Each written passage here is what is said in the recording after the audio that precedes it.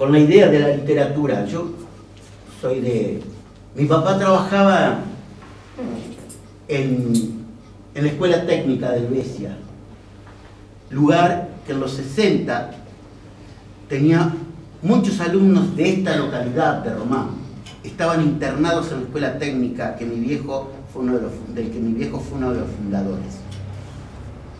Yo solía venir a Román en aquellos años, a mediados de los 60, y hoy recorrí Román y lo único que encontré parecido, ni el río está parecido, sino algunas casas viejas rumbo al río que todavía se mantienen.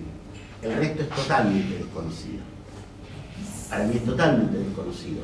Eran más baldíos que caserío. Helvecia también era así, y sigue así. Porque los helvecianos son agrandados porque son cabezas de departamento. Entonces tienen que empezar a aceptar la realidad. Y yo venía para acá. Y mi papá, como docente, se supone, era un hombre culto y además tenía una carpintería en mi casa. Se dedicaba a la carpintería de un modo extraordinario. Mi mamá era mocoví. Ambos se habían conocido en la Forestal. Conocen la Forestal, ¿no?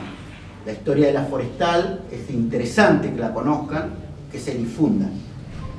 La historia de la Forestal es la historia central de un montón de cuestiones que hacen a la existencia de nosotros en esta zona. La Forestal era el lugar que tenían como dominio los ingleses, donde explotaban el tanino, donde murieron miles de personas explotadas. Mi mamá era una mocoví que trabajaba de sirvienta con los ingleses desde chiquitita, le entregaron para que trabaje de sirvienta. Y mi papá llegó desde la provincia de Buenos Aires como maestro de los ingleses. Ambos tenían su vida y ambos tenían, mi papá 7 mujeres y mi mamá 7 varones. Y ambos se separan, ¿no? Esto parece un cuento ideal, pero es así. En realidad, con los años yo me enteré que mi mamá dejó a don Carlos, ¿no? Que era un tipo buenísimo, que yo lo seguía viendo obviamente porque era el papá de mis hermanos, y yo le decía tío Carlos y era el tío que más amaba. Y mi papá, ¿no? Fue dejado por su mujer, ¿no? Que se fue con otro tipo y lo dejó con las mujeres, con las 7 mujeres. Ambos se juntaron. Estalla la última huelga de 41 en la Forestal. Mi vieja había vivido en los Gilbie, en todo lo que era la Sarnosa, todos los lugares que ustedes puedan imaginarse de trascendencia del ferrocarril de aquellos años, y allí vivieron y terminan yéndose a Santa Fe, y de Santa Fe vienen a Helvecia, y en Helvecia nazco yo. Hoy le saqué foto del portoncito de ingreso a lo que era mi vieja casa en Helvecia, ¿no? Y mi viejo funda después la escuela técnica con otra gente. Y mi mamá fue siempre ama de casa. Mi mamá con todas las manías de los ingleses. Mi mamá murió a los 94 años de taco alto, en silla de ruedas y de taco alto y con unos aros espantosos así grandes.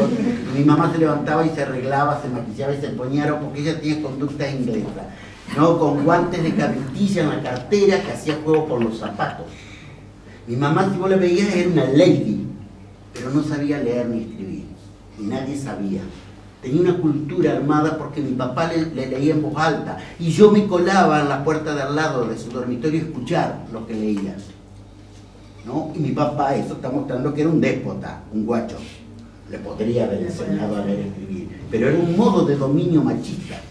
Mi papá además tenía, cada uno llevó a sus hijos, y yo nací, cuando yo nací estaban hartos de los hijos. Y yo nací hiperkinético, insoportablemente hiperkinético, y del mismo modo en que me escapaba a los 4 años. En mi época no existía el concepto de Piaget, te hacían cagar, literalmente, te hacían recagar. Yo, por ejemplo, uno de los lujos que me doy es desprejuiciadamente cometer errores ortográficos. Tengo que prestar mucha atención, porque si me dejo en libertad cometo errores ortográficos. ¿Por qué es eso? Es muy probable, tiene explicación psicológica.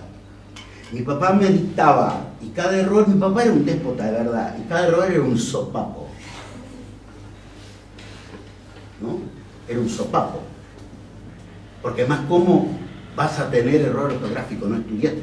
Entonces a mí me encantaba que me manden en penitencia. Y mi papá me mandaba en penitencia a un lugar que ninguno de mis hermanos quería estar, porque estaba la mesa de trabajo de él, de lectura de él, y la biblioteca. Y a mí me encantaba porque ellos no sabían que yo leía. Yo leía, a los 10 años, leía a Víctor Hugo y a Balzac. Obviamente no entendía un carajo, pero yo leía. Debo haber sido uno de los tipos más lectores que tuvo el Besia. De verdad, fue un vicio la lectura. Y creo que ahí comenzó mi contacto. Y empecé a aburrirme en la escuela. Y en la escuela me aburría, porque sabía, entonces yo me armaba mis propias... Tenía un cuaderno donde de un lado hago plástica también, era artista plástico. En un lado dibujaba y en el otro lado hacía la lectura. Y creo que ahí yo me di cuenta que estaba la posibilidad de que todo aquello que se aparecía como un castigo había que trabajar para transformarlo. Y yo lo trabajaba haciendo mi lectura y leyendo.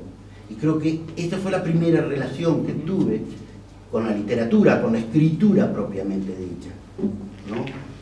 Y con la poesía.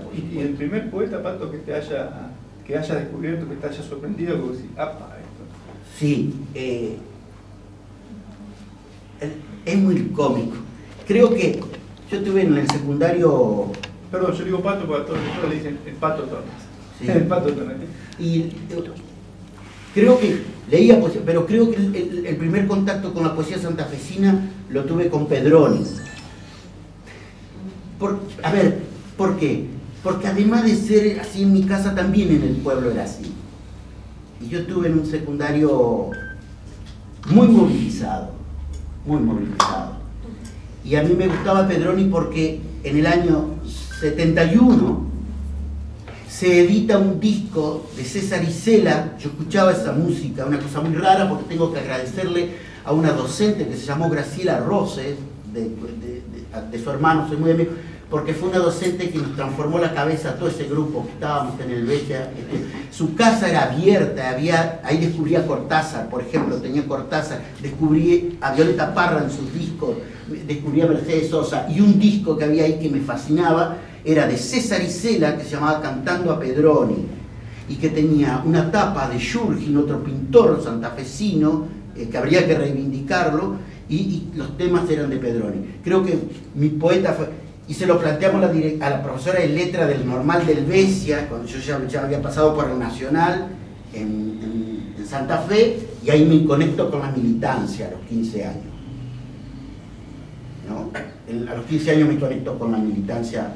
Era normal, chicos, en aquellos años, ¿no? La alternativa de cambio latinoamericano y de la Argentina era posible para todos nosotros.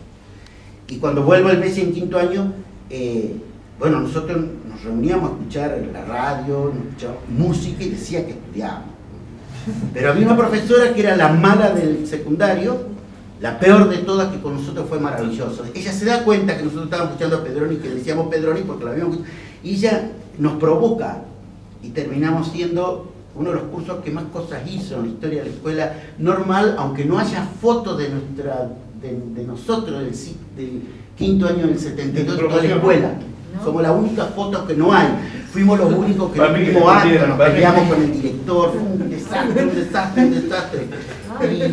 Y fuimos medio raros ese curso.